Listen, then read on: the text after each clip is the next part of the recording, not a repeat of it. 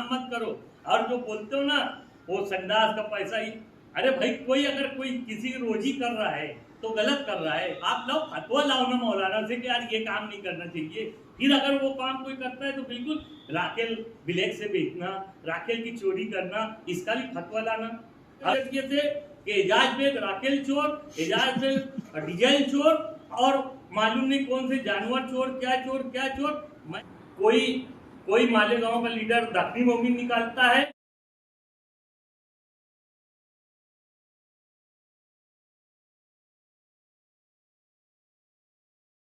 हमारे बोलने पर ताबड़तोड़ मीडिया के लोग यहाँ तशरीफ लाए, मैं उनका शुक्रिया अदा करता हूँ। पीछे मालेगांव शहर में आप लोग देख रहे होंगे, सुन रहे होंगे कि केरपट्टी के विषय पे बहुत चर्चा चालू है, चौक चौराहों पे मीटिंगें चालू है। और पीछे परसों नरसों के दिन यहाँ पर प्रेस कॉन्फ्रेंस हुई जिसमें ये बोला गया कि केरपट्टी के विषय पे असलम अंसारी या जो बोल रहा है वो झूठ बोल रहा है। ऑनलाइन महासभा हुई, ऑनलाइन मीटिंग हुई जिसमें हमको कुछ समझा नहीं। 17/1/2019 को ये एजेंडा निकला, और एजेंडा निकलता है तो जितने नगर सेवक होते हैं वो सबको मिलता है, और जितने कॉप्शन मेंबर होते हैं वो सबको मिलता है, और जितने अधिकारी होते हैं हर डिपार्टमेंट के अधिकारी वो सबको मिलता है एजेंडा। और एजेंडे पे 283 नंबर का विषय है। ये सकराम घोड़के साहब ने विषय लाए कि मालेगांव में शहर में बहुत दिन हो गया नया सर्वे नहीं हुआ। केरपट्टी बढ़ाने और घटाने की अलग बात है, ये जो विषय था ये सिर्फ सर्वे का विषय था कि भाई जो नए घर बने हैं उसका सर्वे करके, जैसे सोएगांव, मालदा, दयाना, दरेगांव, ऐसे जो 6 देहात आए थे उसमें बहुत सारे घर छूटे हुए हैं जो नए बन रहे हैं। जो मालेगांव शहर में जो किनारे के एरिए में नए घर बन रहे हैं उनको घर पट्टी नहीं है, तो उसका सर्वे करके केरपट्टी लगाना ये विषय था। सकाराम घोड़के साहब ने ये विषय लाया, उनकी यादी पे महापौर साहब ने वो विषय महासभा में लिया और ये एजेंडा निकला। ये एजेंडे पे तारीख लिखी हुई है 17/1/2019। मुझे बड़ा ताज्जुब होता है कि यहाँ आके अगर कोई आदमी झूठ बोलता है तो एक भी पत्रकार हो, यूट्यूबर हो, कुछ बोलता ही नहीं उसको। 2019 में कौन सा लॉकडाउन लगा हुआ था, कौन सा कोरोना था 2019 में? कोरोना हमारे मालेगांव में 22 मार्च 2020 को लगा लॉकडाउन। 22 मार्च 2020 को लॉकडाउन मालेगांव शहर में लगा। तो क्या 2019 से कोरोना शुरू था क्या? 2019 से क्या ऑनलाइन मीटिंग शुरू थी क्या? और कोरोना का जब लॉकडाउन लगा तो ये भी नहीं मालूम था कि कल खत्म होने वाला है कि परसों खत्म होने वाला है।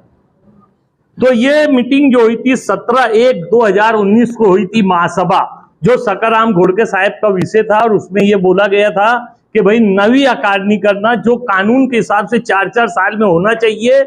मालेगांव शहर में बहुत कम से कम 15-16 साल हो गया, आज तक नवी अकादमी हुई नहीं, इसलिए नवे घर जितने बने उनको केरपट्टी लगी नहीं, तो उनको केरपट्टी लगाने के लिए ये विषय आया था। और ये विषय ऑफलाइन आया था। ऑफलाइन म्हणजे महासभा हॉल में, सभागृह हॉल में ये मीटिंग हुई, और जिसको मैं आप लोगों को अभी बताऊंगा। उसके बाद ये विषय 8/10/2020 को आया स्टैंडिंग कमेटी में। तो स्टैंडिंग में जो पॉलिसी मीटर रहता है, जो पॉलिसी बनती है, सर्वे करना नहीं करना, कुछ बढ़ाना घटाना नहीं करना, ये महासभा में होता है। और महासभा में ये विषय मंजूर हुआ। ये 17/1/2019 को महासभा में होकर जब टेंडर निकला, जब टेंडर कॉल हुआ, जब टेंडर किसी ने भरा, किसी को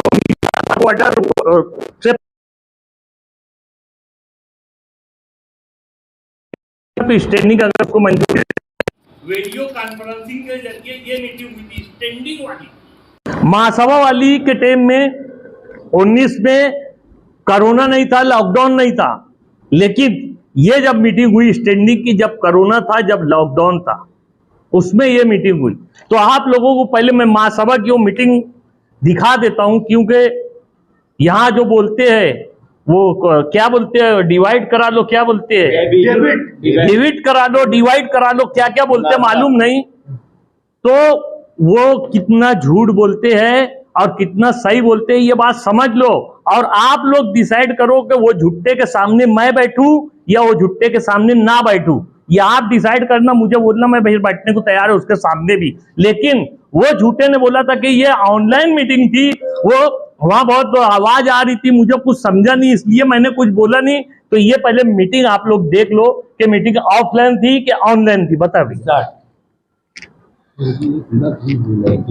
मोबाइल में लगे और उसने इस मीटिंग में एक लफ्ज भी बोला होगा, अगर उंगली भी उठाया होगा, तो आप ये मान लेना कि बहुत बड़ा विरोध कर रहा था ये सर्वे का। केरपट्टी बढ़ाने घटाने का यहाँ विषय नहीं है, सिर्फ सर्वे का विषय है। बरो मोबाइल में लगे लेना, कौन से मोबाइल? हाँ देखो देखो, वो मोबाइल खेल रहा, जो मालेगांव के चौक चौराहे पे घूम के बहुत मातम मना रहा है, वो खुद मोबाइल खेलते बैठा है मीटिंग में, महासभा में। ऐसा है विशेष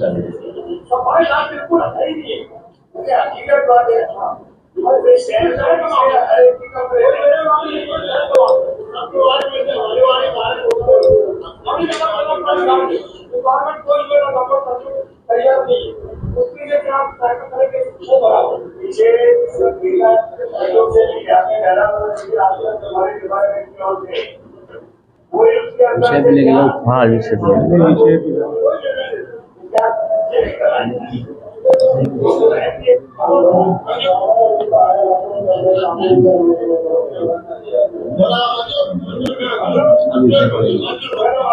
ये विषय पढ़ा जा रहा है।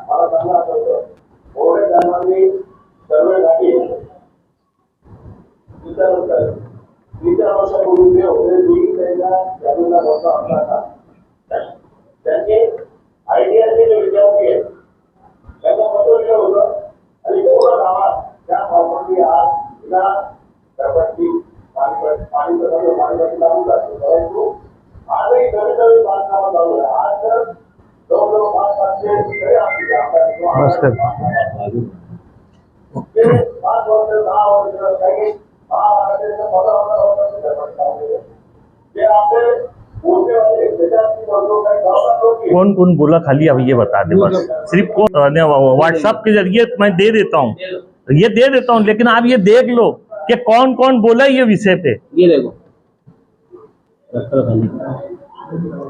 और वो आया जल्द जब बोलेगा ना, तो ये दिख भी रहा वहां पे, वो कर रहा आगे ले जैसे वो उनका खाली एक बोल दिया, चल बोलने लगे, थोड़ा टाइम दे रहा उसमें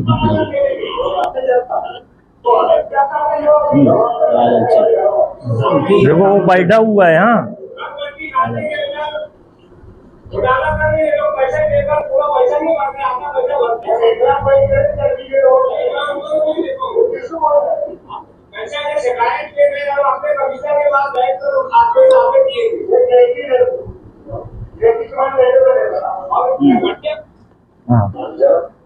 बस ठीक है, मैं उसके बाजू का आदमी बोल रहा, लेकिन उसने कुछ बोलने ही गवारा नहीं करा।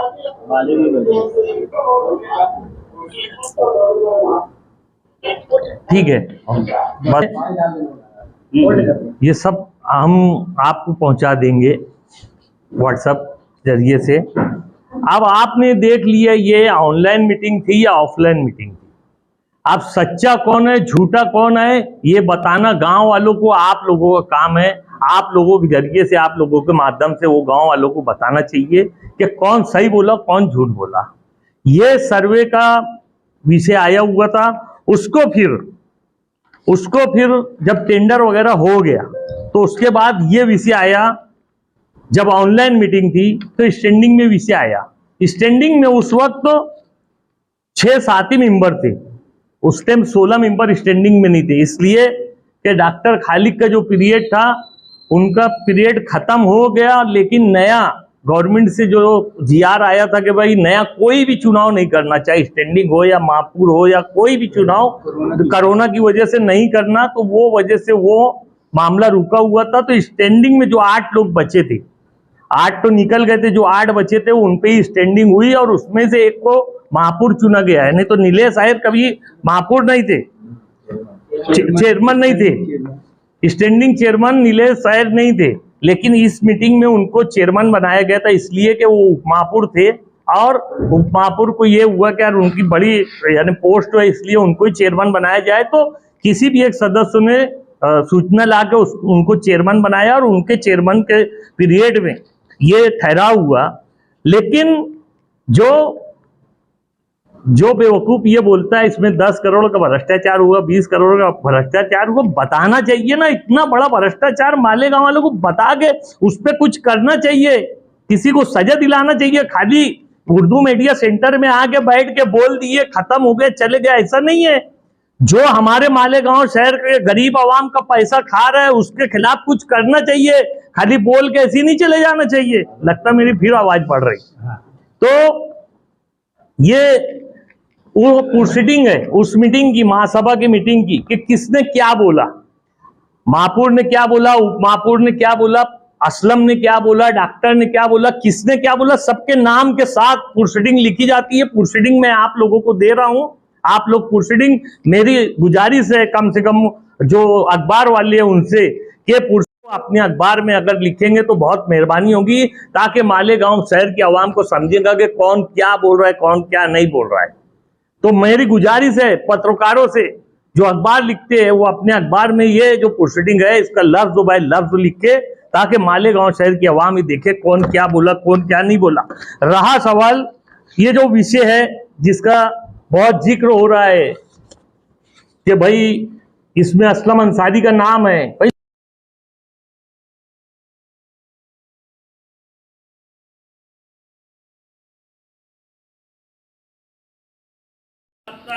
तो महासभा का नहीं बता रहे, स्टैंडिंग का बता रहे। क्यों स्टैंडिंग में काम, स्टैंडिंग में मंजूर कर दिया गया,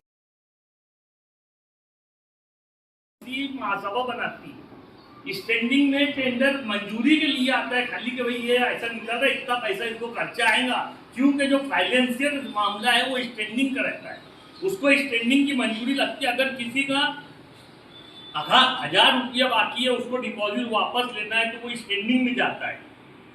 कमिश्नर खुद से नहीं बोल देता कि जा ले लो, वो स्टैंडिंग में भेजता है क्योंकि वो फाइनेंशियल मामला रहता है, तो वो स्टैंडिंग में आता है। स्टैंडिंग उसको बोलती है 1000 रुपये आदमी को वापस करो तो होता है।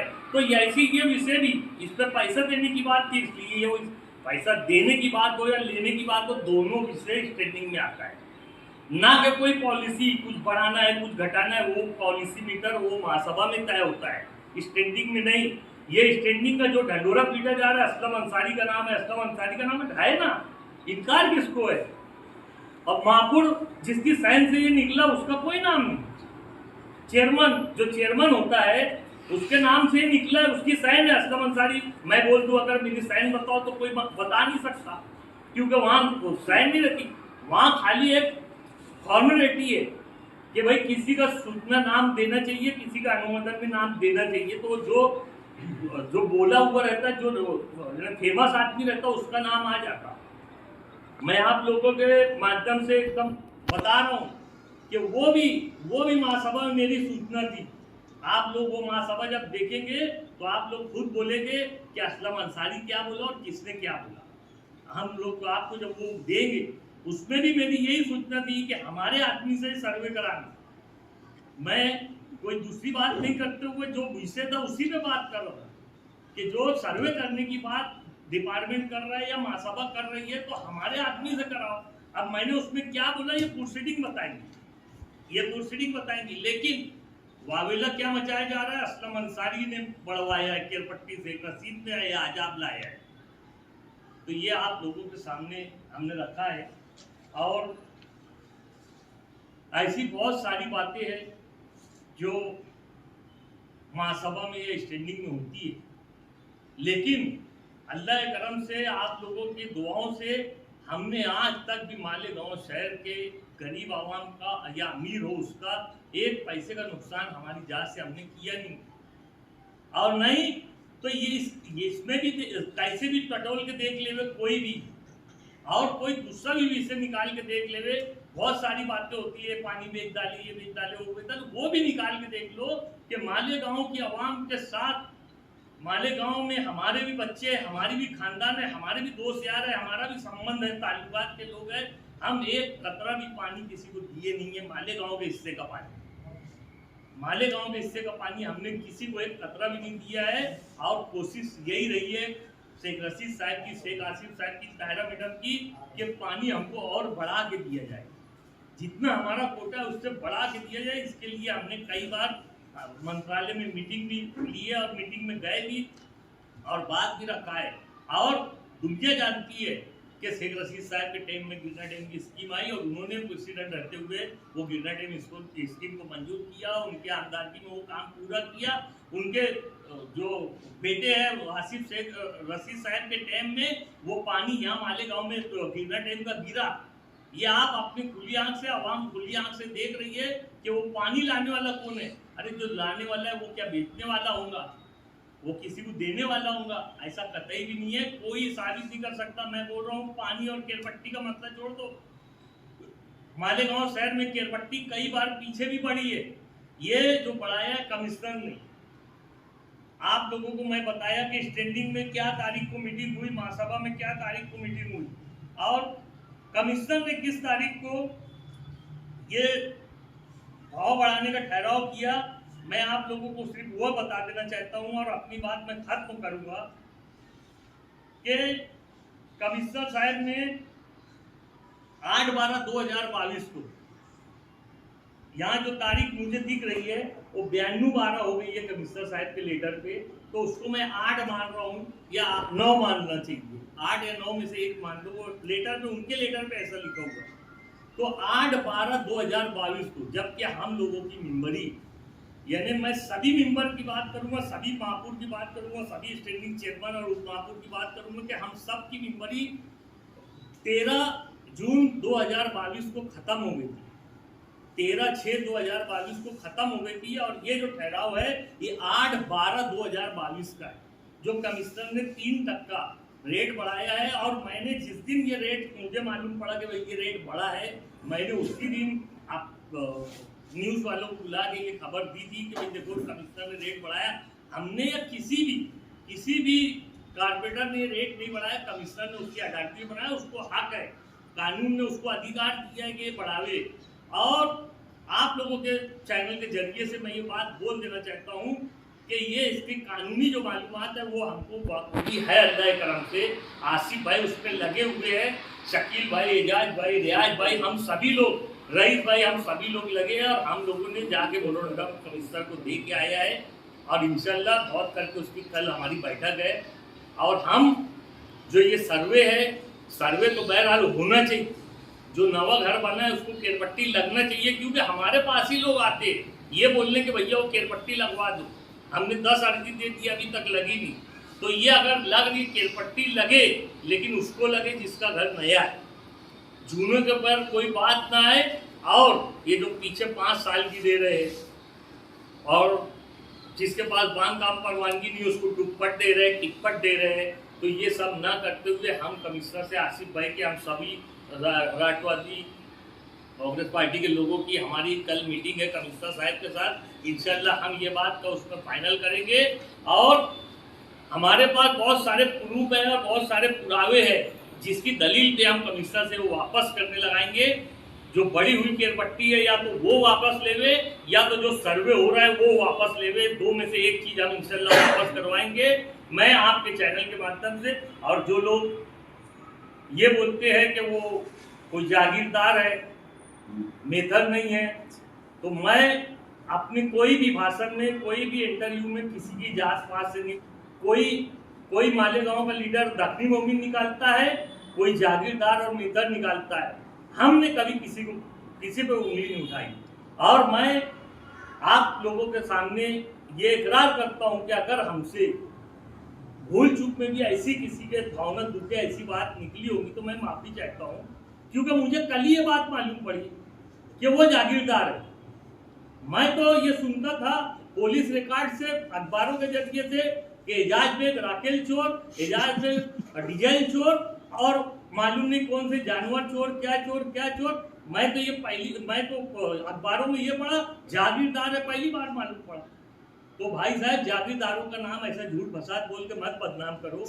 जागीरदार बहुत अच्छे लोग रहते बेचारे, तुम कम से कम ये लोगों को बदनाम मत करो। और जो बोलते हो ना वो संडास का पैसा ही, अरे भाई अगर कोई किसी की रोजी कर रहा है तो गलत कर रहा है, आप लोग फतवा लाओ ना मौलाना से कि यार ये काम नहीं करना चाहिए। फिर अगर वो काम कोई करता है तो बिल्कुल राकेल ब्लैक से बेचना, राकेल की चोरी करना, इसका भी फतवा लाना, और नहीं तो उसका फतवा लाना जिसको तुम उंगली उठा रहे लोगों के ऊपर। अरे वो रोजी रोटी कर रहे और एक नंबर में कर रहे, कमिश्नर ने उसको मंजूरी दिया, लोग खुशी से वहां पैसा दे रहे, तुमको लगता है वो चोरी हो रही, और जो आप कर रहे वो साहूकारी का काम कर रहे। बहरहाल ये सब बातें सिर्फ बहसबाजी वाली है। और मालेगांव मुस्तफ़ा भंगार बाज़ार डायमंड कारपेट होलसेल रेट में कारपेट दिया जाता है। हर किस्म का यहाँ पर कारपेट दिया जाता है।